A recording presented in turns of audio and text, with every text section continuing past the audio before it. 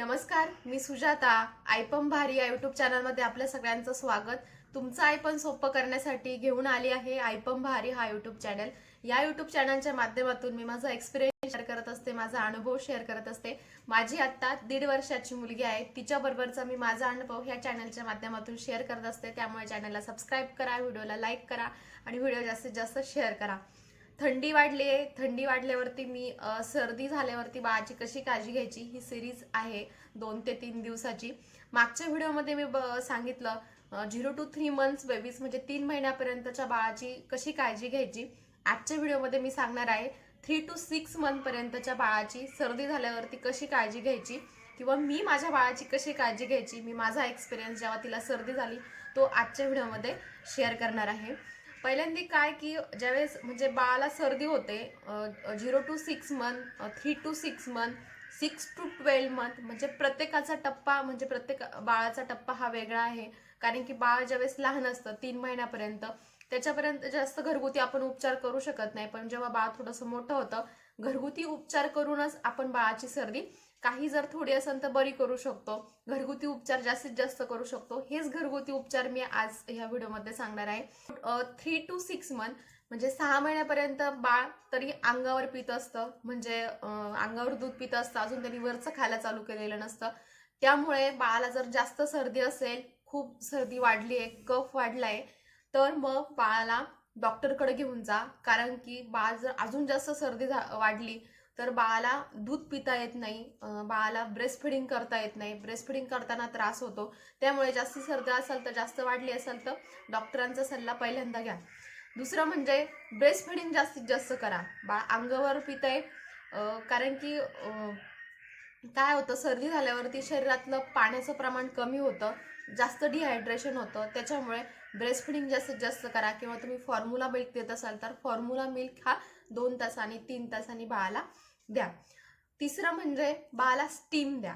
आता स्टीम कशी द्यायची 3 to 6 months म्हणजे बाळ थोडंसं जरा मोठं आहे, तुम्ही त्याला स्टीम देऊ शकता, म्हणजे धरून स्टीम देऊ शकता. जर बाळ 1 वर्षाचं असेल 1.5 वर्षाचं असेल तर आपल्याला स्टीम देता येत नाही, ते ऐकत नाही. परंतु आता स्टीम देऊ शकतो. स्टीम लहान मुलांचं स्टीमर येतं. आता सध्या लहान मुलांचे खूप स्टीमर येतात की स्टीमर लावून द्यायचं, बाळाला तिथं उभं करायचं आणि बाळ हे स्टीम घेतं. किंवा मग जे आपण कोरोना काळामध्ये स्टीमर यूज केलं ते पण यूज करू शकता.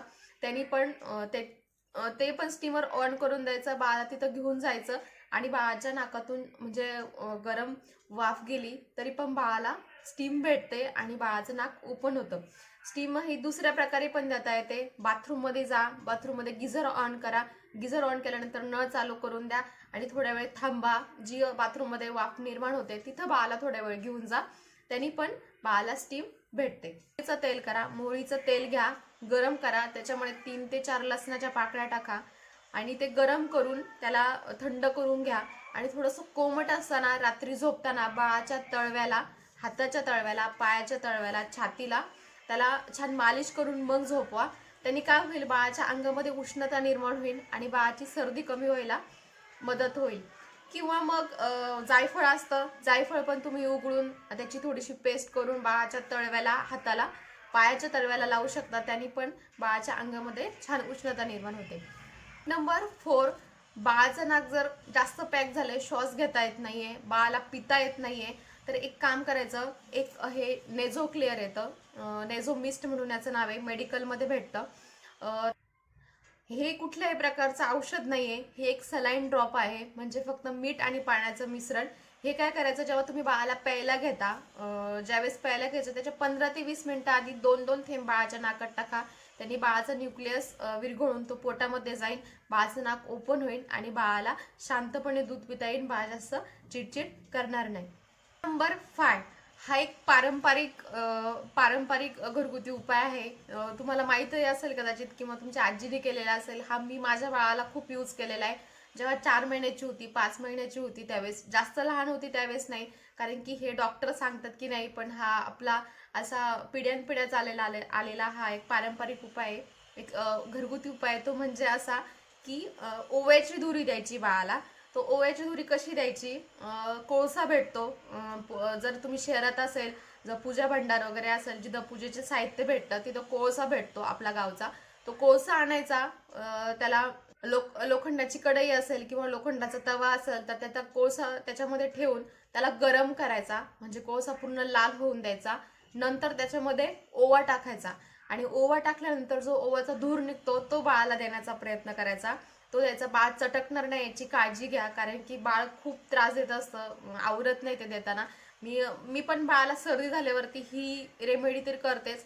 कसं दुपारी ज्यावेळेस आंघोळ झाली, म्हणजे 10-1 वाजता आंघोळ झाली, तर आंघोळ झाल्यानंतर जर तिला सर्दी असेल तर मी हे धुरी देते. काय करायचं, ही धुरी द्यायची, म्हणजे जो हे असतो धूर असतो तो द्यायचा बाळाला. त्याने नाक ओपन होतं आणि चांगली गरम वाफ पण भेटते. धुरी दिल्यानंतर मग काय करा, ज्यावेळेस ते तुम्ही झुळीत टाकता बाळाला, त्याच्या खाली ती जे गरम केलेले आहेत कोळसे ते झुळीच्या खाली ठेवून द्या. त्याने त्याला शेक पण लागेल आणि त्याचा स्मेल पण येईल. आणि शक्य झालं तर त्याच्यामध्ये थोडंसं बाजरीचं पीठ टाका. बाजरीचं पीठ टाकल्याने पडसं जे आलेलं आहे बाळाला, म्हणजे जर कप झालेला आहे तो ओपन होतो. आणि बाजरीच्या पिठाने पण पीठ टाकल्यावर जो धूर होतो त्याने पण चांगला स्मेल होतो आणि बाळाचं नाक ओपन देतो. हा पण एक उपाय करू शकता. पण शक्यतो हे डॉक्टर वगैरे रिकमेंडेड करत नाही, म्हणून मी जास्त म्हणजे तुम्हाला माहित नसेल तर हा पण आपली आजी वगैरे माझी मम्मी करायची, तर मी पण ही धुरी तिला द्यायची ज्यावेळेस तिला जास्त सर्दी व्हायची.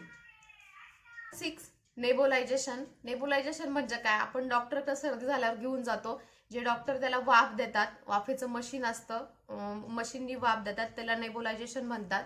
नेबुलायझेशनचा माझा असा अनुभव आहे की ज्यावेळेस ती 3 ते 4 महिन्याची होती, म्हणजे एकदा 1 वर्षाची होती, 13-14 महिन्याची होती, त्यावेळेस पण असं झालेलं. काय झालेलं की तिला खूप सर्दी झालेली, खूप गावाकडून जेव्हा शहराकडे गेले त्यावेळेस खूप सर्दी तिला झालेली आणि खूप नाक पॅक व्हायचं. तर एक दिवस तर तिने मला रात्रभर झोपून दिलं नाही, इतका त्रास दिलेला सर्दी जास्त झाल्यामुळं. आम्ही तिला सकाळचं डॉक्टरकडे घेऊन गेला. डॉक्टरांनी काय नाही, फक्त गोळ्या औषधं दिले आणि फक्त नेबुलायझेशन केलं, फक्त वाफ दिली. त्या वाफेनंच तिला फरक पडला आणि ती घरी येऊन खेळायला लागली. जे रात्रभर रडायची ती घरी येऊन खेळायला लागली. मी विचार केला का असं काय केलं, डॉक्टरने ते इंजेक्शन पण दिलं नाही, तर त्यांनी नेबुलायझेशन केलेलं. नेबुलायझेशनमुळे काय होतं, बाळाचं नाक ओपन होतं, म्हणजे जे कफ आहे तो एकदम कमी होतो. नेबुलायझेशन करू शकतो वर्षातून जास्तीत जास्त वेळा सर्दी होत असेल, जास्त त्रास होत असेल तर नेबुलायझेशनचं मशीन म्हणजे वाफ द्यायचं मशीन तुम्ही घरी घेऊन येऊ शकता आणि घरीच बाळाला नेबुलायझेशन करू शकता. किंवा मग डॉक्टरकडे जाऊन पण नेबुलायझेशन करतात. परंतु जर जास्त सर्दी होत असेल, बाळाला जास्त त्रास होत असेल, बाळ खूप चिडचिड करत असेल, खूप त्रास देत असेल, तर नेबुलायझेशन म्हणजे वाफेचं मशीन हे घेऊन टाका. नेबुलायझेशन वरती मी एक सेपरेट व्हिडिओ बनवणार आहे, त्यामुळे आयपम भारी या युट्यूब चॅनलला सबस्क्राईब करा.